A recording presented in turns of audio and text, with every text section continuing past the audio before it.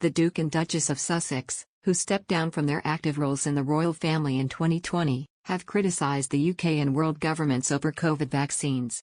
Harry and Meghan, alongside more than 130 former world leaders, Nobel laureates, scientists and others, signed the open letter from the People's Vaccine calling for urgent action to vaccinate low- and middle-income countries and bring an end to the COVID-19 pandemic. The couple has been criticized for the move, with one Twitter user, @KateHouse1976, commenting, "Let us sign a vacuous letter criticizing the UK while we sit by our pool in our multi-million-dollar home in California." @P2Vale echoed this sentiment, saying, "I'm tired of all these rich celebrities in California telling us what we have to do as we should behave when they are the ones who wallow in money and believe themselves superior."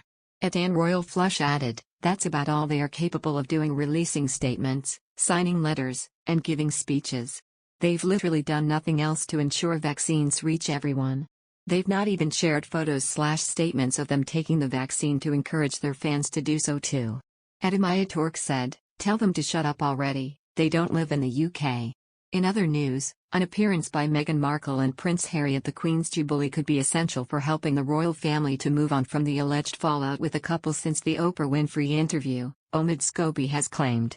This week marked the anniversary of Meghan and Harry's infamous interview with US chat show host Oprah, where a number of accusations were leveled against the royals, including that an unnamed member had made comments about Archie's skin color. Since then, Harry and Meghan have had limited public contact with their family, and have not yet returned together for the Queen to meet her great-granddaughter Lilibet. However, with the Queen's Jubilee festivities planned for the summer, there has been speculation over whether the ex-royals will make a visit to the UK. And, speaking on the Royally Obsessed podcast, royal biographer Omid Scobie, who authored the controversial book Finding Freedom, has claimed it could be an important opportunity for the royal family to move on. The podcast's host Roberta Fiorito suggested that Meghan and Harry's attendance would be good PR for the Queen after the fallout from the Oprah Winfrey interview and the scandal involving Prince Andrew. In response, Omid noted, "Those that support the royals tend to not be big supporters of the Sussexes, so seeing the Sussexes alongside members of the royal family isn't going to do anything to help Harry and Meghan, that's for sure. But I think in terms of the royal family on the world stage, for them to be seen side by side with Sussexes and seemingly moving on from things, it's essential really to move on from those unanswered moments that were brought up during the Oprah interview." However, the royal author suggested that, given their allegedly fractious relationship with the royals, Harry and Meghan may not be inclined to offer the opportunity for reconciliation. "Behind the scenes nothing has changed," he added. "Nothing has been resolved or remedied. The big conversations regarding the race issue never actually happened. The wild bullying allegations against Meghan have disappeared into the background. So that feeling of hurt and resentment that we see from the Sussexes, I don't think probably completely disappeared because there's been that lack of accountability taken."